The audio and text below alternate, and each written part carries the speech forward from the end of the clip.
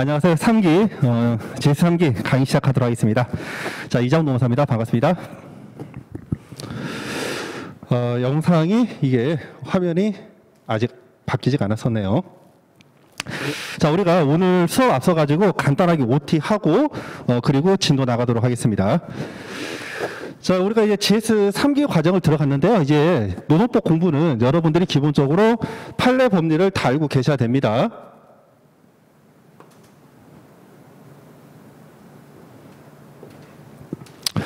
판례 법리를 지금 이제 여러분들이 3기쯤 들어가면요. 기본적으로 다 전체 최소 1회도 암기가 끝났어야 돼요. 기본적으로. 왜? 암기라도 우리가 다 까먹으니까. 이해가 됐죠? 그래서 암기가 다 된 상태에서 이거를 계속해서 반복해서 까먹고 암기하고 계속 지금 이루어져야 됩니다. 근데 그게 만일 안 됐다. 그러면 아무리 못해도 70% 이상은 암기가 돼야 돼요. 안 그러면 GS 3기 때 답안지 구성 자체가 안 됩니다. 자, 그래서 지금 만일에 아직까지도 판례 법리가 이해가 안 되거나 이게 암기가 안 돼 있다 싶으시면 하루에 여러분들 기본 1시간 이상은 꼭 투자를 하셔야 됩니다. 노동법은 사례 문제를 여러분들이 소설 쓰면 절대 점수 안 나와요. 항상 판례 법리가 기초를 해야 된다는 거 기억을 해주시고, 자, 그리고 나서 또 우리가 시험 문제는 단순히 판례 법리만 나열하면 끝나는 게 아니라 실제 사안 검토를 해주셔야 되는 거죠. 그래서 사례 해결 능력까지 여러분들이 이제 GS 3기 때 플러스 알파로서 여기에 이제 포커스를 둬야 됩니다. 그래서 우리가 GS 2기 과정에서는 매주 75점 모의고사를 보면서 여러분들 이런 사례 문제에 대해서 제가 논점 정리보다는 사안 검토 쪽에 좀 주안점을 뒀습니다. 그래서 단순하게 사안 검토를 여러분들이 머릿속에 있는 걸 풀어 쓰는 게 아니라 당사자 주장과 관련된 판례 법리들이 뭐가 있는지를 먼저 뽑아내고 그 판례 법리들을 각각의 OX 또는 그 판례의 결론은 어떤 결론 이런 것들을 결론 지으면서 이게 왜 나왔는지 사실관계를 여러분들이 도출해가지고 그 사실관계를 근거로 해서 법적 판단을 하라고 말씀드렸고요. 자, 그리고 이런 매주 75점 모의고사뿐만 아니라 제가 별도 사례 문제집을 제공했었죠. 자, 그래서 기출문제 포함해가지고 거의 이제 전 범위에 걸친 사례 문제를 제가 제공을 했고요. 자, 그리고 여기에다가 이제 우리가 최신 판례를 못했기 때문에 지난주에 우리가 최신 판례 특강을 3강으로 진행을 했습니다. 자, 그래서 여러분들이 혹시라도 아직까지 최신 판례 특강을 듣지 못했다 싶으시면 이 최신 판례 특강은 꼭 찾아서 들어보시기 바라고요. 자, 이제 드디어 GS 3기 과정인데 GS 3기 과정은 매주 150점의 시험을 봅니다.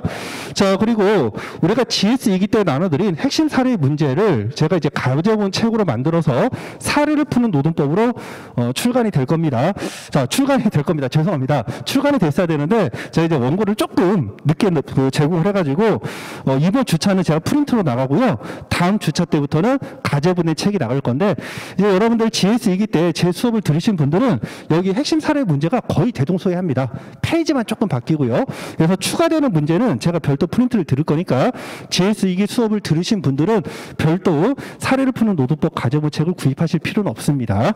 자, 그리고 제 수업의 경우에는 여러분들이 오전에 9시 30분부터 시험이 어떻게 되죠? 9시 30분부터 10시 45분까지 75점 1교시 시험을 보고요.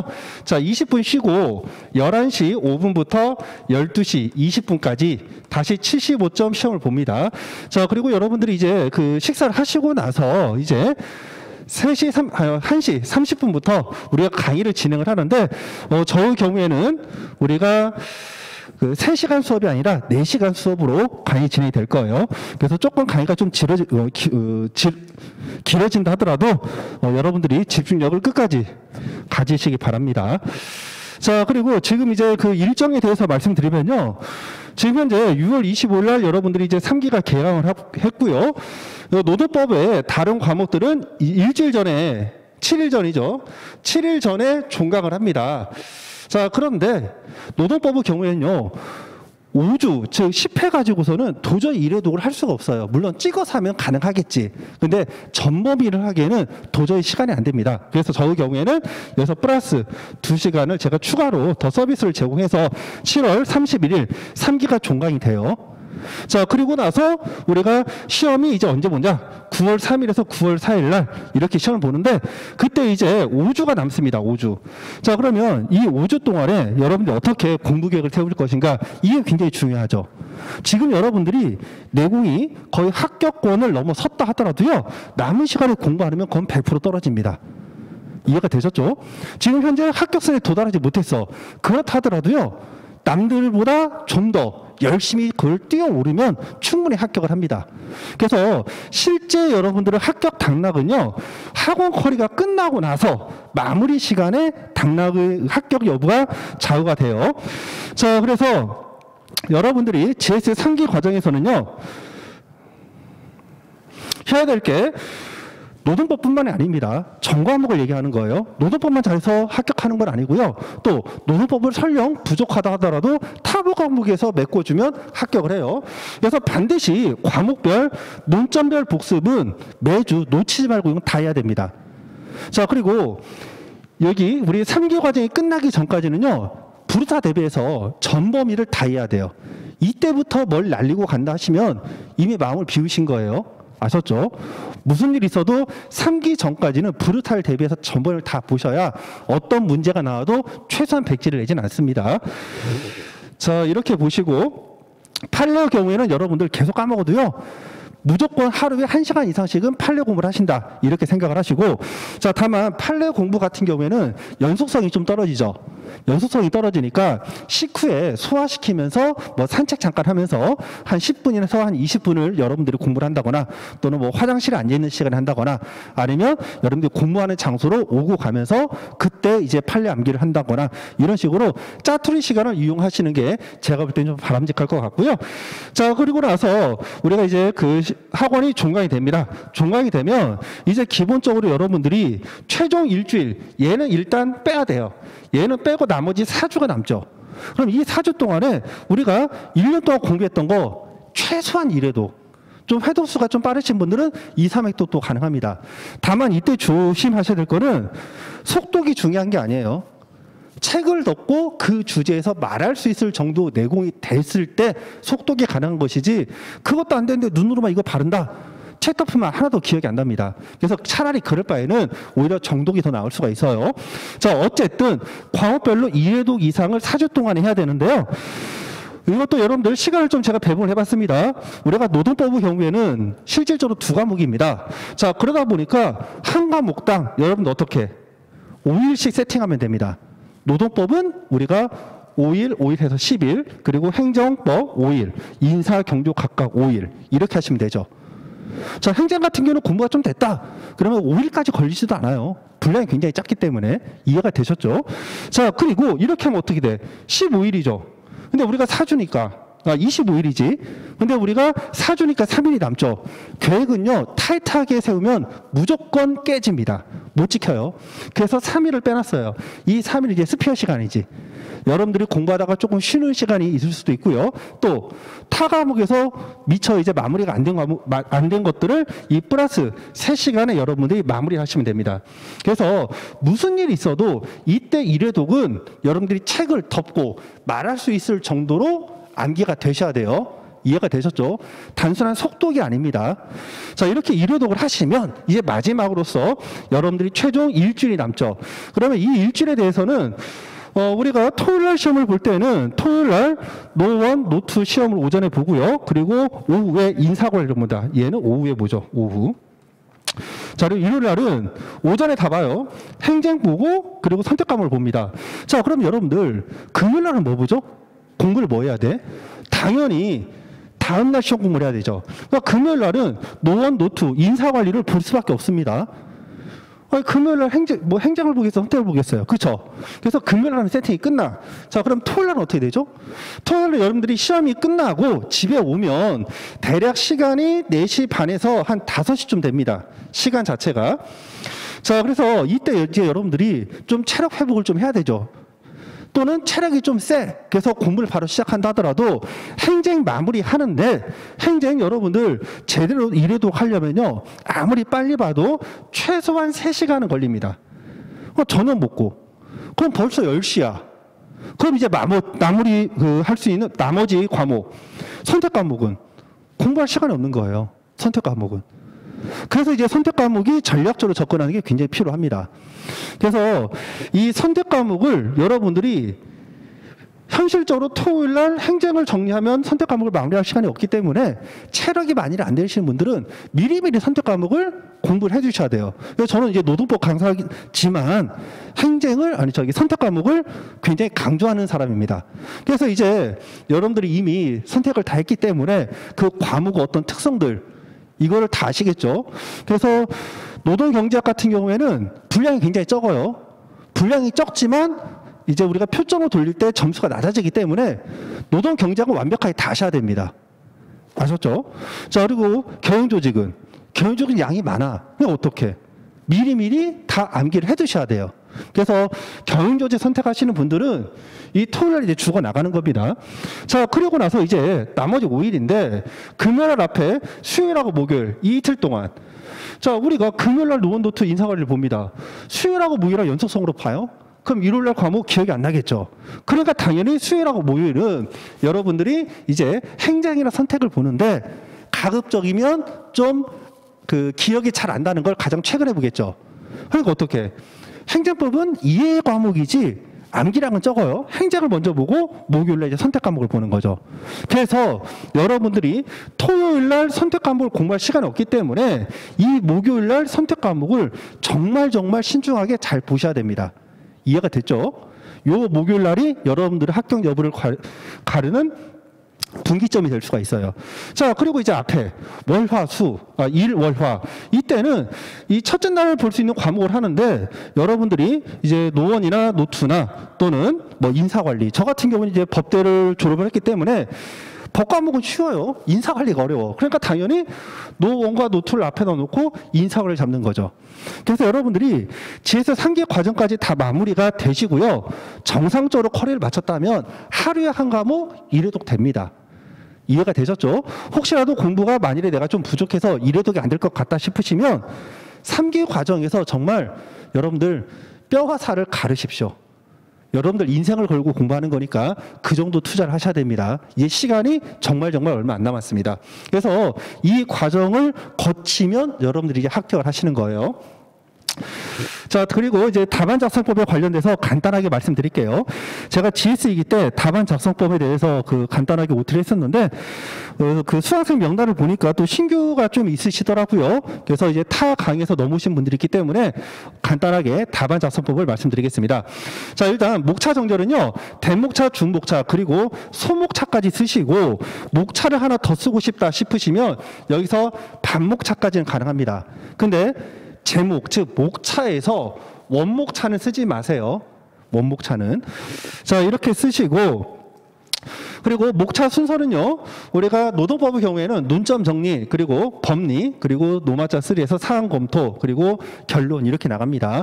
자, 여러분들 행정법에서는 설문의 정리 뭐 이런 식으로 표현이 돼요. 설문이라는 단어를 쓰는데 이 설문이라는 단어는 진짜 한 20년 전에 사법시험에서 쓴 단어예요. 그래서 설문이라는 단어 쓰지 마세요. 그냥 이게 뭐 유행이라 하긴 좀 뭐하는데 이것도 좀 됐죠. 과거에 한 10여 년 전에 이제 고대파 교수님이죠. 김수영 교수님이 아이락 원칙을 좀 끌고 왔습니다. 근데 어느 순간 그 아이락 원칙이 그냥 노동법의 바이블이 돼버렸어요. 그래서 그냥 여러분들 노마자 1의 경우에는 그냥 논점의 정리, 그리고 노마자 2에서는 여기에 관련된 법리를 쓰시고 노마자 3에는 사안 검토, 그리고 노마자 4에서는 결론을 쓰세요. 자, 그리고 제가 이제 GS 2기 때 여러분들 시험 문제를 유형을 좀 나눴었는데요. 분설형 문제가 있고 그리고 분설형 통문제 스타일이 있습니다. 자, 그럼 통문제 스타일은 뭐냐면은 문제 자체를 나눠주질 않아요. 그러니까 어떻게? 여러분들이 직접 작은 문제들을 뽑아야 되는 거예요. 그래서 여기에서 여러분들 이제 첫 번째에서 문제점 제기하시고요. 논점 정리하시고 논점 정리해서 분설형 문제를 여러분들이 추출을 하시고 이 분설형 문제를 로마자 2에서 쓰시고 그래서 이제 1번 논점 쓰시고 여기서 다시 문제점 그리고 두 번째에서 법리 쓰시고 그리고 여기에서 소위 행정법에서 말하는 소결 그래서 사안의 적용 쓰시고, 그리고 로마자 3, 그리고 이것도 똑같죠. 그리고 로마자 4 똑같고요. 마지막에 이제 여기서 결론을 이 각각 로마자 2, 로마자 3, 로마자 4 여기에 나와 있는 결론을 여기다가 합치는 거죠. 이게 통문제 스타일입니다. 근데 분설형 문제 스타일은요, 이 통문제 스타일로, 그러니까 처음에 원래는 사법시험은 이렇게 나왔어요. 근데 이렇게 하다 보니까 사람들이 논점을 놓쳐. 그래서 친절하게 논점을 뽑아준 거예요. 그게 분설형 문제입니다. 그러면 분설형 문제에서는 작은 쟁점들이 2개 내지 3개가 나와요. 근데 이거를 여기에다가 법리를 쓰시고 여기에서 그 소결을 쓰시는 분들이 생각보다 많아. 왜? 행정법에서 이렇게 하니까. 근데 이거 바람직하지 않습니다. 행정법과 노동법은 다반작성법은 틀려요. 그래서 소결을 뭐 2개, 3개 논점이 나왔는데 거기다가 짤막짤막하게 쓴다. 그러면 너무 짧기 때문에 글이 연속성이 떨어져요. 그래서 반드시 사안 적용을 25점짜리는 별도 대목차로 뽑아서 정리를 해주시고요. 이 사안 적용을 쪼개가지고 여기에다가 쓰지 마세요. 2, 3줄씩.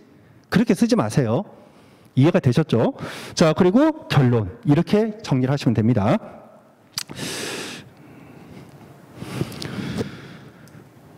자, 그리고 페이지 분량과 관련돼서는 우리가 논점 정리의 경우에는 보통 5줄에서 7줄을 쓰시고요.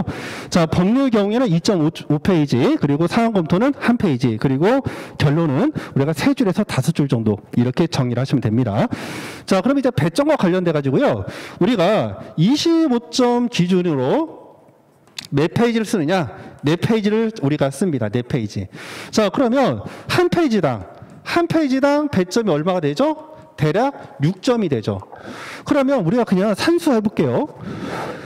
25점 기준으로 우리가 15점을 맞아야 곱하기 4를 하면 60점이 나오죠. 그러니까 25점 기준으로 우리가 원점수가 못해도 15점이 나와야 합격을 합니다. 자, 그러면 3페이지를 썼어. 만약에 여기서 3페이지를 씁니다. 3페이지를 쓰면은 6, 3, 18이네. 18점이 나와요. 다만 이게 18점이 아니지. 한 14에서 한 15점 정도 나옵니다. 그래서 페이지를 여러분들이 4페이지를 쓰는 게 최적이지만 만일에 하나라도 내가 필력이 안 나와서 4페이지를 도저히 못 쓴다. 3페이지밖에 안 해. 아무리 못 써도 3페이지밖에 못 씁니다. 저는 그러면 합격할 가능성이 없나요? 아닙니다. 합격을 합니다. 합격을 하는데 유리하진 않아요.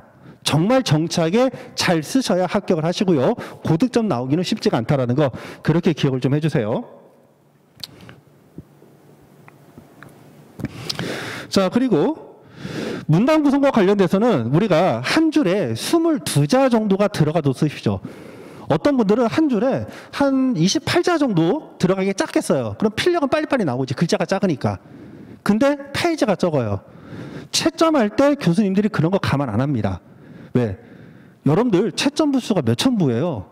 그거 빨리빨리 안 되거든요. 어떻게? 그냥 여러분들 75점 배점을 해가지고요.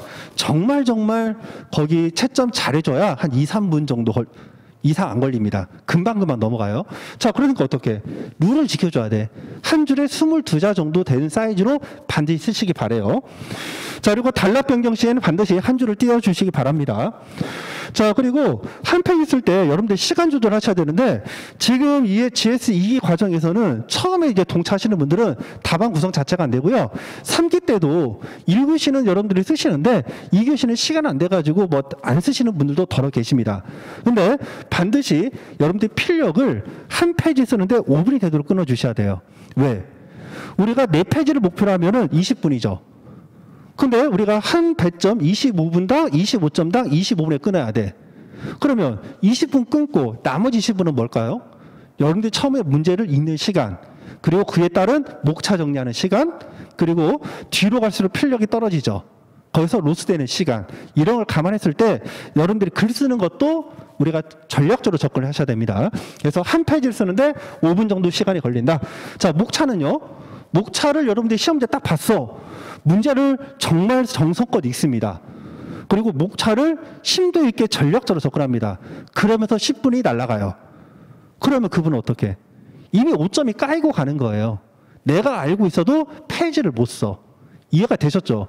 그래서 여러분들 문제를 읽고 목차 잡는 시간은 3분이 넘으시면 안 돼요. 3분이 넘으시면 안 됩니다. 자, 그리고 나서 펜은 여러분들 지금 연습이기 때문에 뭐 연필로 쓰시는 분도 있고 볼펜으로 쓰시는 분이 있는데 죄송합니다. 공부할 때는 돈 아끼시면 합격 가능성 떨어지십니다. 죄송하지만 일단 여러분들이 정말 합격하겠다 하시면 필요한 투자는 하셔야 돼요. 그래서 GS 3기부터는 연필이라든가 볼펜 이런 거 쓰지 마시고 지금 제가 그 문방구에 그 유명한 펜이 뭔지는 모르겠는데 저희 때는 이제 제트 스트림이나 아니면 에너겔 같은 걸 썼거든요. 그래서 잉크로 나오는 거로 여러분들 최소 0.7mm 그리고 여러분들 좀 가능하시면 1mm까지 가능합니다. 굵은 거로 쓰세요.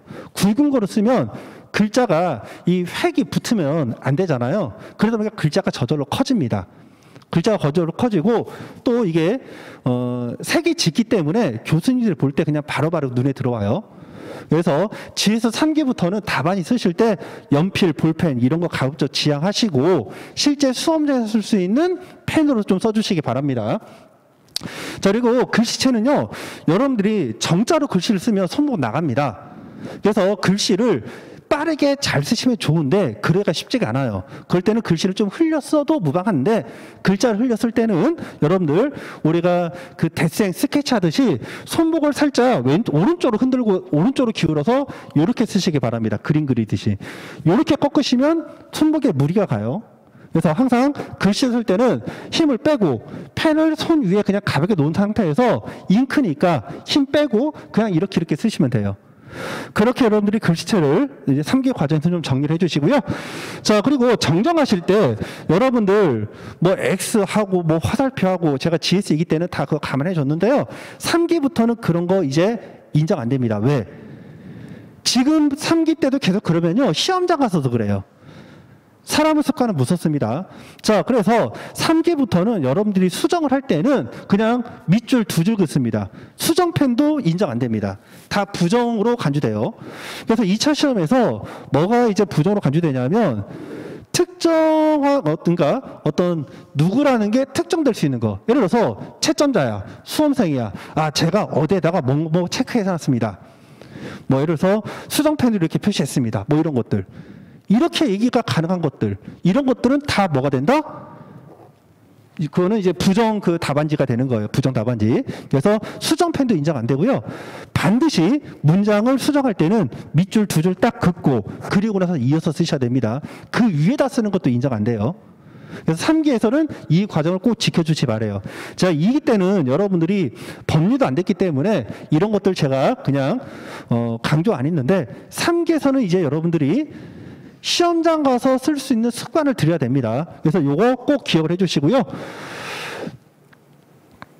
자, 그리고 여러분들 답안 쓸 때 아무리 바쁘셔도요. 요게 있습니다.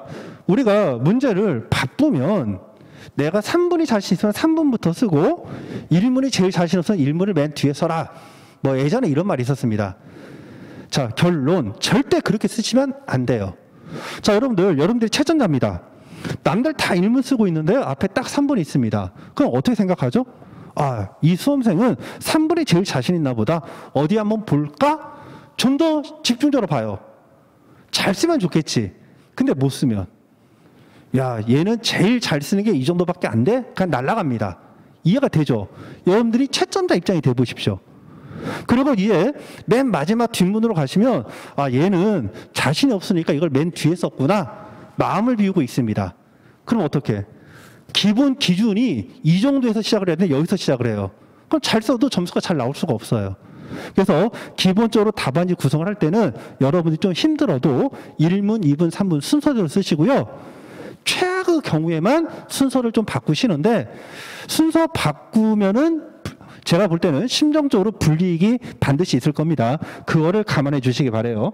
자, 그리고 여러분들 문제 쓸 때 제1문의 1 또는 뭐 제2문 쓰면 가로 치시고 문제 키워드는 반드시 써주세요.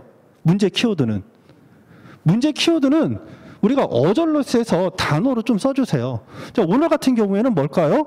전직금지 신청 뭐 이런 것들 부정기획 방지법에 따른 전직금지 신청 여부 이렇게 쓴다거나 또 우리가 2문 같은 경우에는 임금에 있어서 차별 처우 여부. 그렇게 간단하게 문제 표기를 옆에서 좀 써주세요. 그래야 교수님들이 아, 이거는 이거구나 바로 알지. 자, 그리고 나서 우리가 한 문제가 끝나면 항상 밑에다가 문제 단락이 끝나고 한 3줄 정도 띄고 하이픈하고 제1문의 1 끝, 뭐 이런 식으로 표시를 해주시고요. 그리고 최종 문제가 다 끝나면 우리가 노동법 같은 경우는 2문이죠. 그럼 제2문 끝 하고 한 2줄 띄고 이하 여백 이렇게 표시해 주시고 맨 마지막에 요런 더 이상 뭐가 없다. 이런 표시를 반드시 해주시기 바라요. 이게 답안지 쓸 때 약속입니다. 채점자가 약속. 자, 그래서 답안 작성법 간단하게 보시면은 우리가 이런 식으로 문제 표기하고 그리고 나서 문제의 주제를 간단하게 써주시기 바랍니다. 자, 그리고 띄어쓰기는 항상 단락이 끝났을 때, 단락 기준으로 단락이 끝났을 때는 거고요. 그리고 이 첫 번째 칸에는 대목차와 중목차까지 쓰시고, 그리고 이 본문에 이제 우리가 소목차 그리고 반목차 그렇게 쓰는 겁니다. 자, 그래서 이 내용은 여러분들이 뭐 다 아실 거니까 넘어가도록 하겠습니다. 자, 그리고 나서 이제 최종적으로 문제가 다 끝났다. 그러면 지금 여기서는 이제 페이지가 없는 거죠. 페이지가 없지만 만일 한 중간쯤에 끝났다. 한 요쯤에 페이지가 이렇게 있는데 한 요쯤에 끝났다. 그럼 이제 어떻게? 여기다가 이하 여백 이렇게 쓰시고 요런 표시를 하라는 거죠. 그래서 이거는 우리가 답안지 쓰는 그 약속이니까 꼭 지켜주시기 바랍니다. 자, 그럼 이제 오늘 1문으로 넘어갈 텐데요. 참, 우리 강의 계획서 한번 볼까요? 자, 제가 이제 OT 때 첫 시간, 앞에서 우리가 간단히 말씀드렸는데, 주 교재는 사례를 푸는 노동법으로 해서 나갈 거지만, 이 내용이 GS이기 때 핵심 사례 문제 거의 동일하니까, 그거를 기억을 해 주시고, 그 외에 저 수업의 경우에는 항상 기본에 충실합니다. 그래서 3기 과정에서도 여러분들이 기본적인 리걸 마인드만 잡혀 있다라면 판례 법률만 알면 논점동의 사항검토는 그냥 써져요. 교수님들이 어떤 식으로 문제를 낸다 하더라도. 그래서 항상 여러분들 유해책 또는 여러분들이 가지고 있는 다른 기본서 옆에 끼고 가시기 바랍니다. 자, 그리고 강의 계획서 그 강의 진도표 한번 보시면요.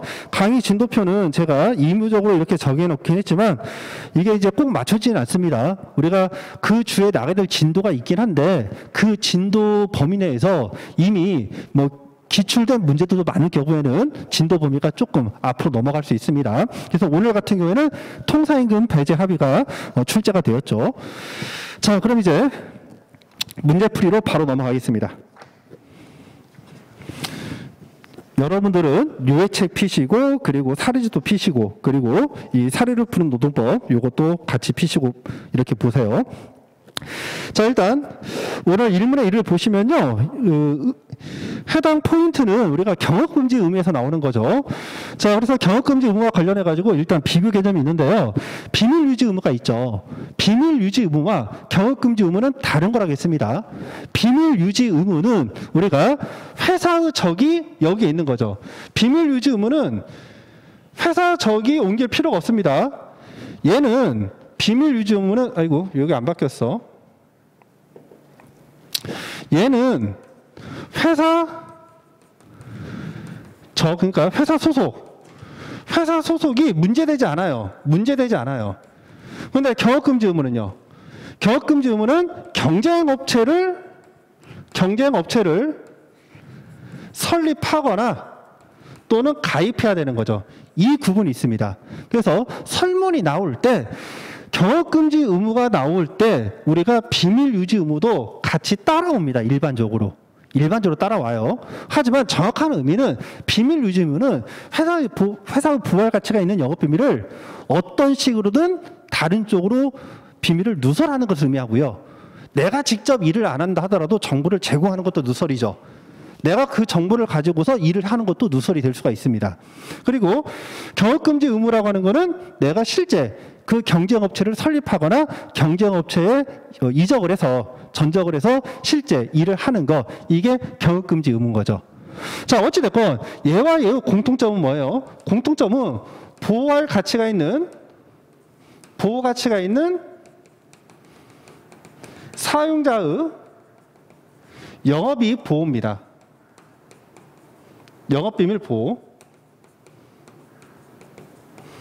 요 양자 관계를 갖고 가셔야 돼요. 그래서 설문이 해당 논점은 미기출 논점이기 때문에 교수님들이 문제를 어떻게 낼지를 몰라요. 근데 만일에 이런 경업금지 의무 위반이 나오면 대부분 다 이 비밀 유지에 관련돼서는 생각 자체를 안 해요. 생각 자체를. 근데 경우에 따라서는 이 경업금지 의무가 인정되려면 비밀 유지 의무가 일단 인정돼야 된다. 그 부분을 일단 짚고 넘어갑니다. 자, 그래서 이 경업금지 의무 근거에 대해서는요, 근로계약이 존재하는 경우에는 근로계약 자체에서 파생되는 실체상 의무로서 인정이 되고 있고요. 만일에 근로계약이 없다. 우리가 기본적으로 어떤 의무를 부과하려면 근거가 있어야겠죠. 그래서 이 근거 두 가지는 정말 중요한 거죠. 그래서 근로계약이 종료된다 하더라도 경업금지 약정이 있는 경우 또는 이러한 약정이 없다 하더라도 특별법인 부정경영 방지 및 영업비밀 보호에 관한 법률 제100조, 제10조, 제1항에 따른 전직금지 신청이 인정될 수 있다는 거. 이거는 키워드니까 반드시 기억을 해주시고요. 자, 그래서 사례 문제는 이제 두 가지가 있는데 첫 번째는 경업금지 약정이 문제가 될 수가 있죠. 그래서 이 경업금지 약정도 미기출 논점이니까 이 정도 법률은 여러분들이 그냥 나와야 됩니다. 자, 원칙적으로 경업금지 약정의 경우에는 자, 요거는 좀 이렇게 할게요. 요거를 이렇게 하겠습니다. 이걸 좀 지울게요. 제가 이제 그동안에는 원칙은 유효고 예외로 무효다 이렇게 했는데, 자, 기본적으로 근로자들은 직업 선택의 자유가 있으니까 원칙적으로 근로자들은 어떤 직업 선택의 자유를 제한하는 경업금지 약정이 유효하다고 일단 이렇게 보지 마십시오. 자, 그래서 일단은 경업금지 약정 자체는 무효가 될 수가 있다. 근데 무효가 될 때의 근거는 뭐다? 민법 103조죠. 민법 103조. 무효가 된다. 자, 그래서 이때 무효가 되는데 이 무효가 되는 이유는 뭐야? 이 민법 103조 위반이 되려면은 근로자들은 직업 선택의 자유를 제한하고요. 그리고 근로자의 근로권을 과도하게 제한하거나 또는 이런 시장 질서에 있어서 자유로운 경쟁을 지나치게 제한할 때 이런 것들이 인정되면 민법 103조 가행법규 위반입니다. 사일수에 반하는 법률행위로서 무효가 되는 거죠. 자, 그러면 민법 103조 위반이냐 아니냐는 어떻게 된다? 우리가 두 문자 이지 제대 경공이랬죠. 그래서 부하 가치가 있는 사용자 이 그리고 퇴직전 근로자의 지위 제한 경업 제한의 기간 지역 대상 직종에서 제 자, 그리고 대가 제공 여부에서 대 퇴직전 지위에서 지 그리고 제대 공공이익에서 이 잠깐만 이지 제대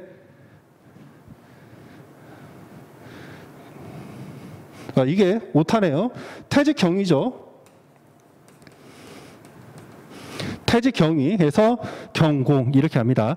자, 그 다음에 사용자 이익인데요. 사용자 이익은 우리가 비약고시는 했죠. 그래서 부가가치가 있는 사용자의 영업비밀 그리고 누설하지 않기로 약정한 것 그리고 고객관계 영업상 신용 유지 이렇게 되고요.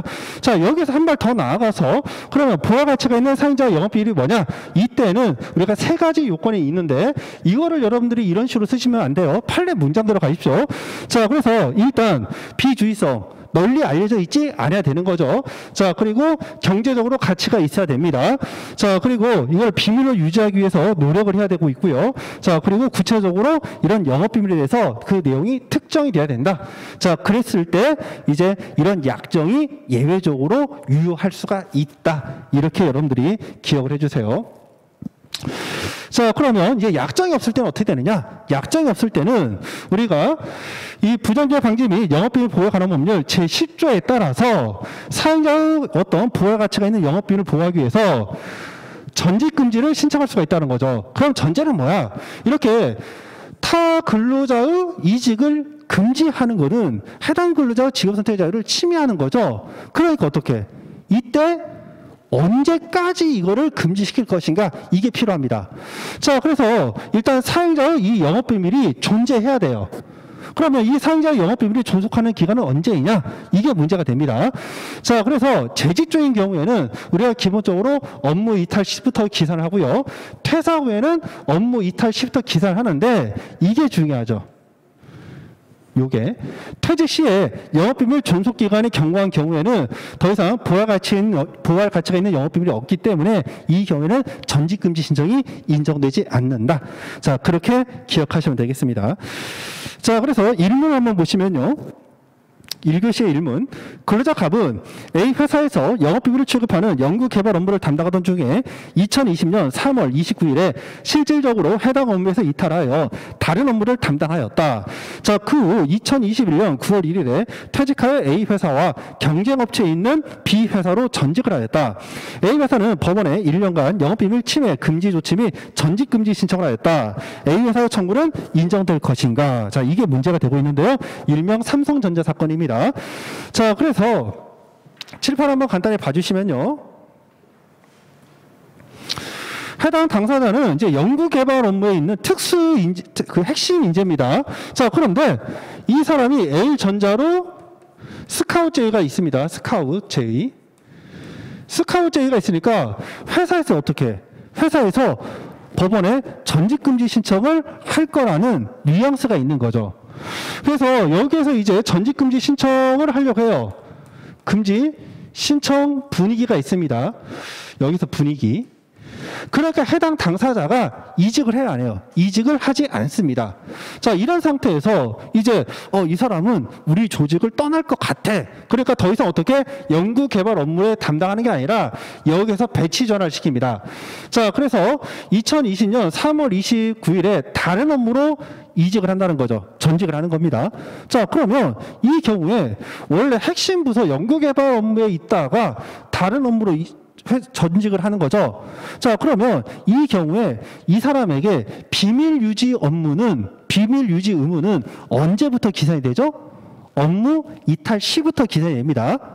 그래서 이 경우에 핵심 업무에 담당했으니까 비밀 유지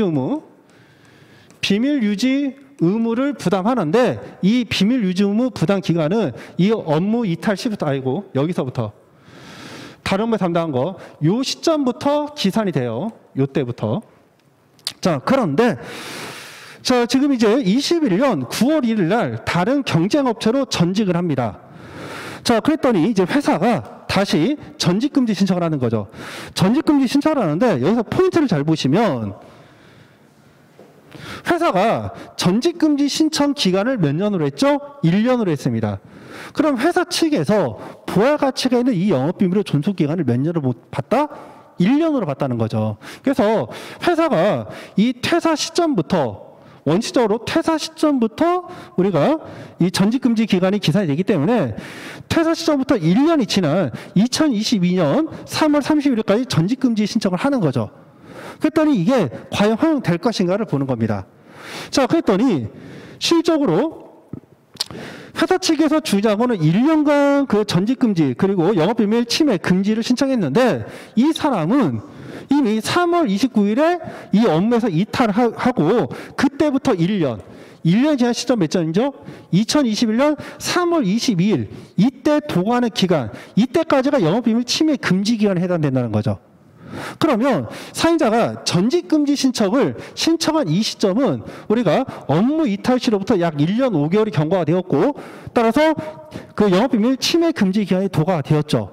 그러면 사인자가 퇴사 시점에 전직금지 신청을 했을 때 이미 부활 가치가 있는 영업비밀이 존재한다 안 한다? 존재하지 않는다. 그래서 전직금지 신청이 인정되지 않는다. 이런 흐름으로 답안 구성이 되면 되는 거예요. 자, 그래서 논점 정리 한번 보겠습니다. A회사는 경쟁업체인 B회사로 전직한 갑에 대해서 법원에 1년간 영업비밀 침해 금지 및 그리고 전직금지 조치를 신청하였죠. 그러니까 사실관계 간단하게 정리하면서 뭐뭐 하였는 바. 자, 이 청구가 인정된다 안 된다를 판단할 때 가장 핵심이 되는 게 뭘까요?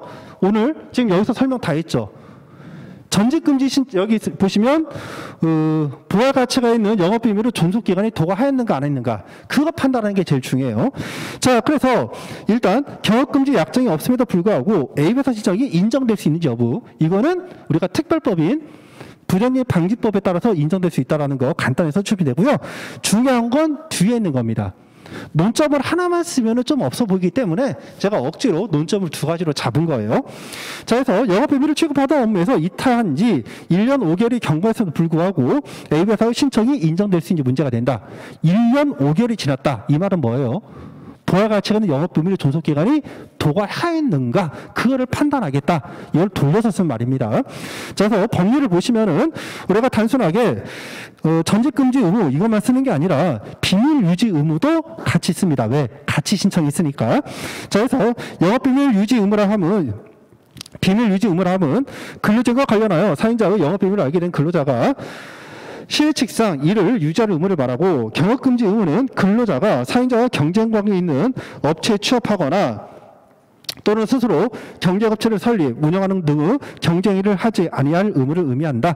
자, 경업금지 의무는 성실 의무에서 파생되지만 근로계약 관계가 종료된 후라도 하더라도 경업금지 약정 또는 부정적 방지 및 영업비밀 보호에 관한 법률에 따른 법률 제10조에 따른 전직금지 신청에 대해서 인정될 수가 있다. 자, 법률 보시면요. 2번 보시면 부정방지법에 따른 전직금지 신청에서 이 부분은 여러분들 다 일단 암기를 해주시기 바랍니다. 근로자가 전직하는 회사에서 영업비밀과 관련된 업무에 종사하는 것을 금지하지 않고서는 회사 영업비밀을 보호할 수 없다고 인정되는 경우에 부정경쟁방지법 제10조 제1항 위한 침해 행위 금지 또는 예방, 이를 위하여 필요한 조치 중 한 가지로서 그 근로자로 하여금 전직하는 회사에서 영업비밀과 관련된 업무에 종사하는 것을 금지하는 조치를 취할 수가 있는 거고요. 자, 영업비밀 이거는 다 아시죠? 자, 우리가 세 가지 개념이 들어갑니다. 널리 알려져 있지 않아야 된다. 비주지성, 독립된 경제적 가치를 가져야 된다. 그 경제적 가치성, 상당한 노력에 의해서 비밀로 유지된 생산 방법, 판매 방법, 기타 영업 활동에 필요한 기술상 또는 경상 정보를 의미한다. 그래서 노력 유지성이고요. 또 요건으로서 해당 내용이 특정돼야 된다. 자, 그리고 영업비밀 판단 기준인데 이 부분들은 여러분들이 뭐 달달 암기하기 좀 어렵고요. 그냥 목차 잡고 이게 영업비밀로서 인정되려면 이해로 이해하시면 됩니다. 자, 일단 사용자가 주장하고 있는 영업비밀 내용이 무엇인가? 자, 그리고 두 번째, 해당 당사자가 이게 영업비밀이라면은 해당 당사자가 쉽게 접근할 수가 없어야 되겠죠. 그래서 해당 당사자가 근무한 기간, 담당 업무 내용, 그리고 직책, 그리고 중요한 건 영업비밀에 대한 접근 가능성. 자, 그리고 이게 경쟁업체에서 똑같은 일을 하는가? 이것도 중요하니까 전직한 회사에서 담당한 업무 내용과 성격, 사인자와 근로자가 전직한 회사와 관계, 자, 이런 것들을 고려해서 판단한다.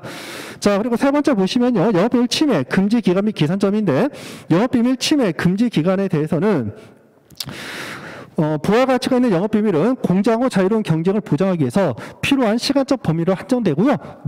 무한정으로 유지가 되는 건 아닙니다. 그래서 그 기산점은 업무 이탈 시점으로 산정한다.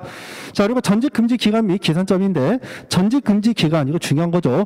영업비밀 존속 기간을 벗어날 수가 없습니다. 그러니까 영업비밀을 전제로 전직금지가 인정되는 거예요. 됐죠? 다시 한번, 영업비밀이 있음을 전제로 전직금지 신청이 인정되는 겁니다.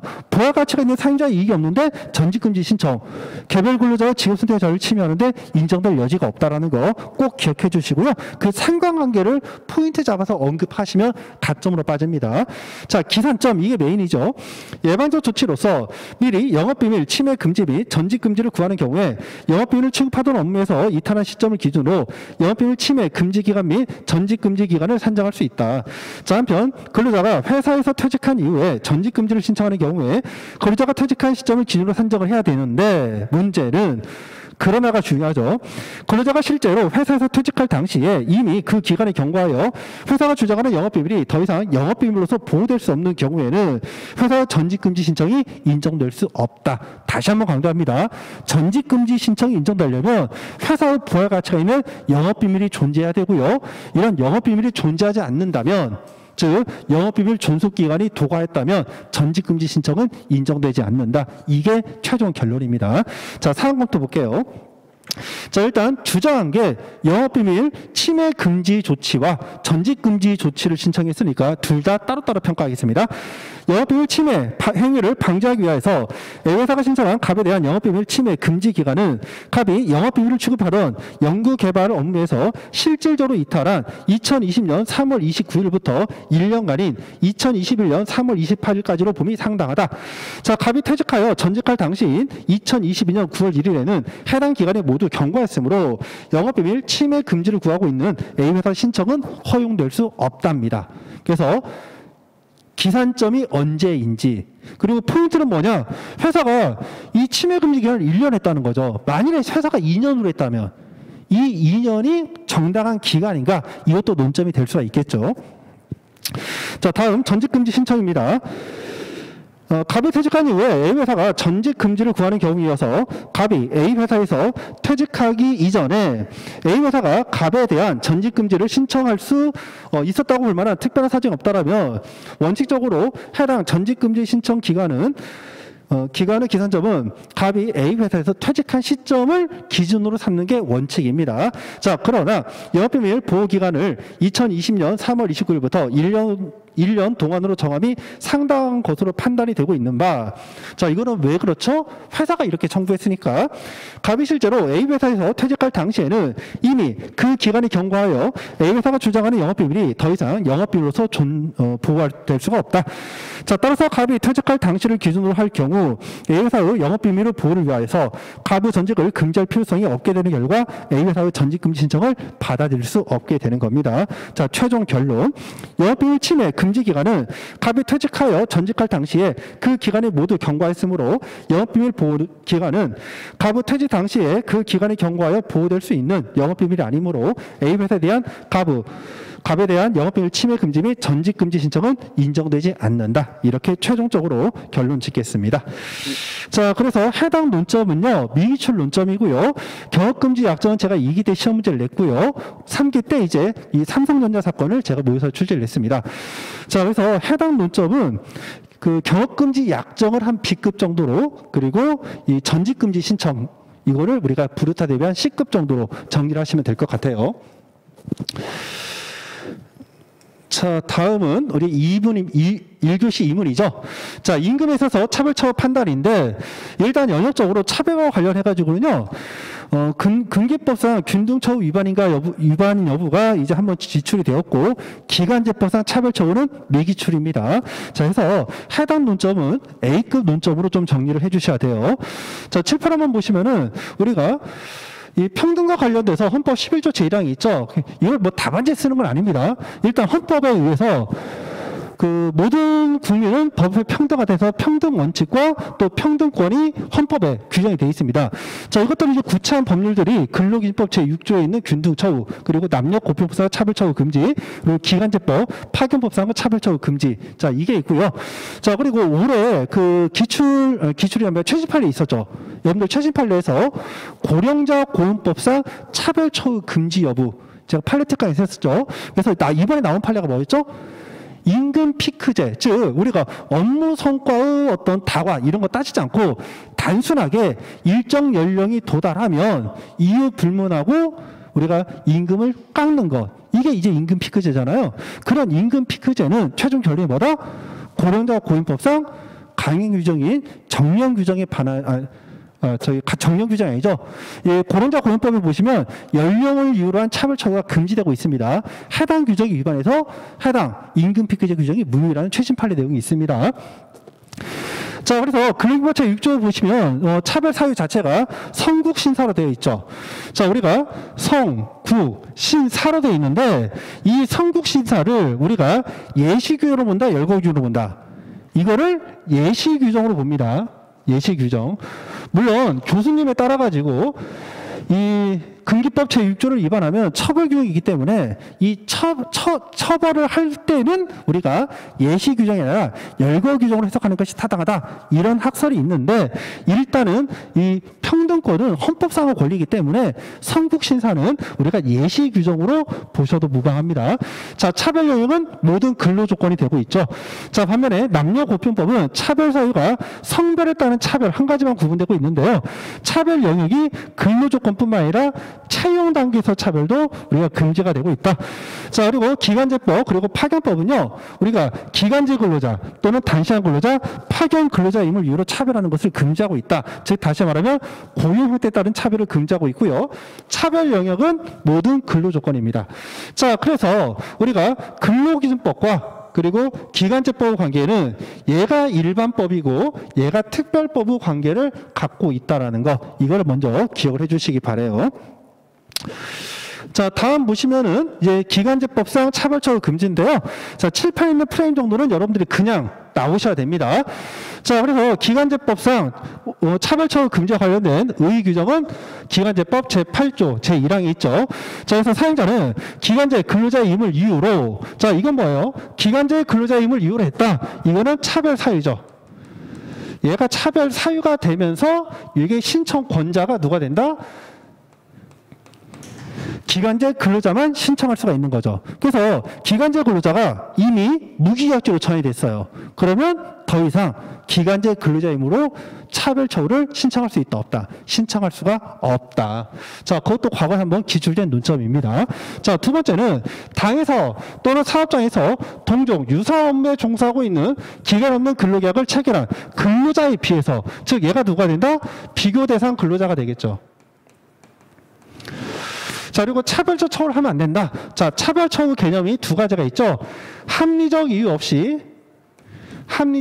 없이 불이익한 처우라는 거, 불이익한 처우. 이렇게 나눠집니다. 자, 그래서 우리가 정의 개념인 기간제법 제8조 제1항 개념에서 네 가지 개념을 분설한다는 거죠. 그래서 첫 번째, 차별 사유로서 기간제 근로자만이 할 수가 있다. 자, 두 번째로서 비교 대상 근로자인데요. 자, 비교 대상 근로자는 우리가 뭐로 판단하냐면 어떤 취업규칙에 규정되어 있는 업무 내용으로 판단하는 게 아니라 이 사람이 실제 수행해온 수행 업무를 가지고서 판단하고, 이 수행 업무가 다소 다른 부분이 있다 하더라도 우리가 주된 부분에서 본질적으로 차이가 없다라면 동종 유사 종사자로 본다라는 거 기억을 해주시고요. 자, 불리한 처우는 해당 근로자가 발생하고 있는 불이익 전반을 의미합니다. 자, 그리고 함정 이유가 없다라는 개념이 두 가지가 있는데, 처음부터 달리 처우할 필요성이 없는 경우뿐만 아니라 달리 처우할 처우성이 설령 인정된다 하더라도 그 방법이나 정도 등이 적정하지 아니한 경우를 의미합니다. 자, 그러면 함정 이유가 있다 없다 어떻게 판단한다?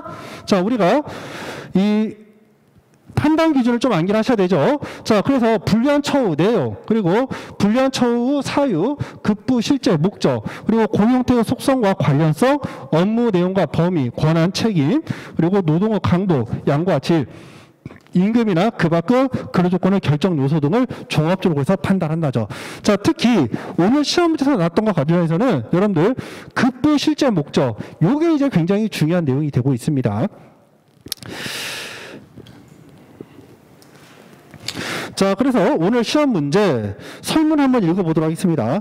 자, 갑은 A 회사와 딜러 업무를 수행하기로 하는 기간제 근로계약을 체결하고 2022년 8월 20일부터 2022년 3월 30일까지 A 회사의 카지노 사업장에서 근무를 하였다.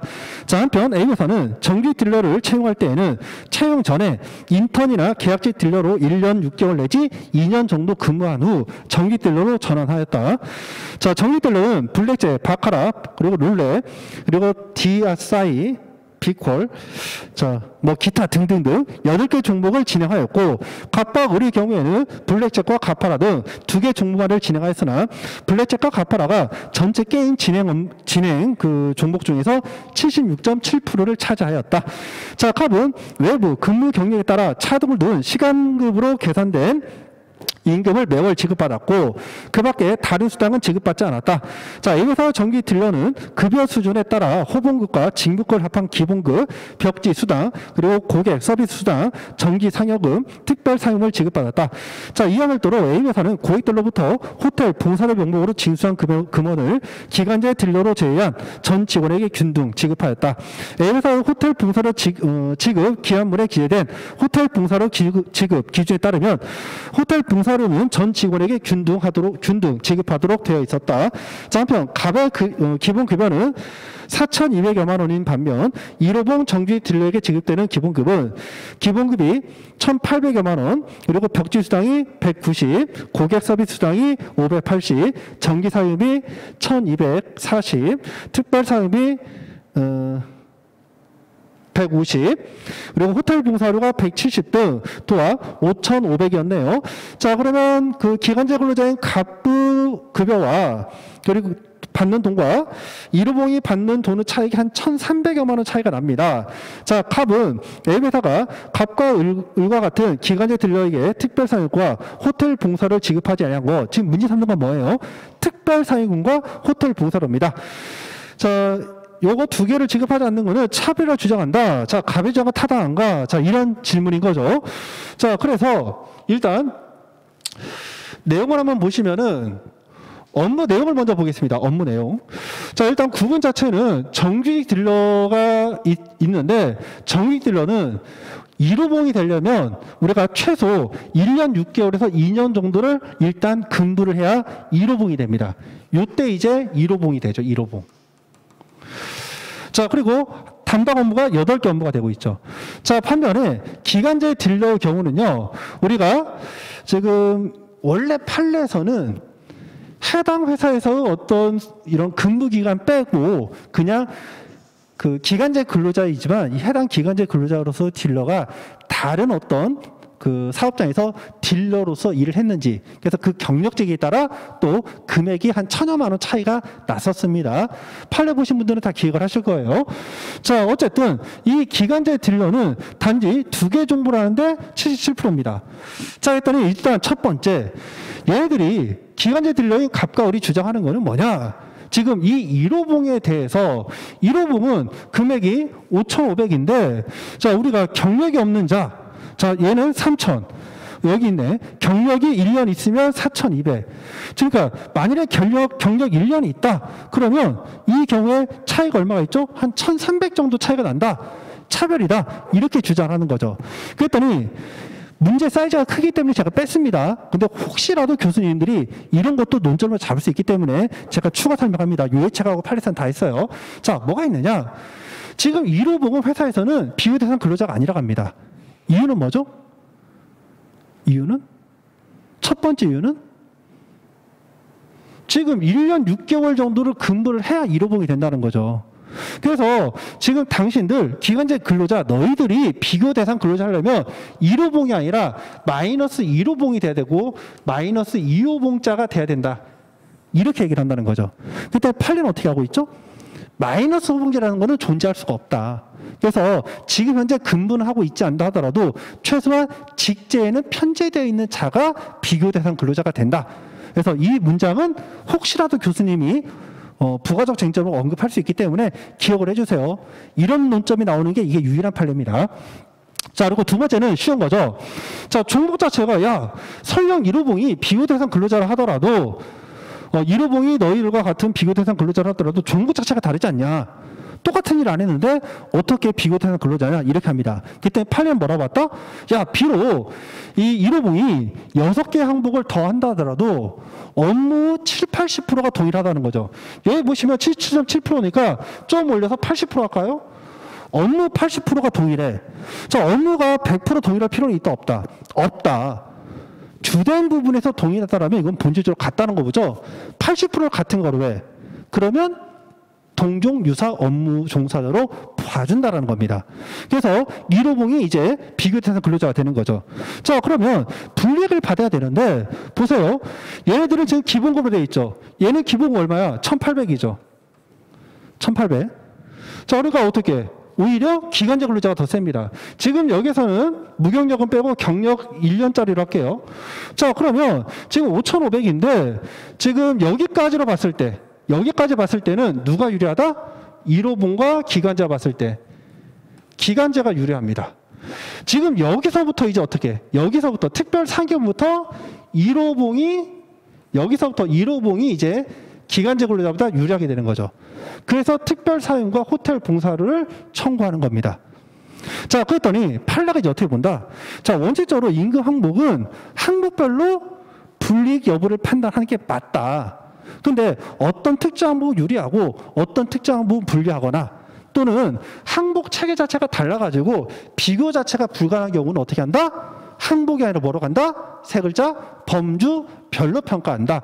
그래서 이거를 범주로 묶는 거죠. 그랬더니 지급 기준이 얘는 이제 급여 지급 기준이 있고요. 얘는 이제 별도 호텔 봉사료 기준이 있죠. 얘는 봉사료 기준.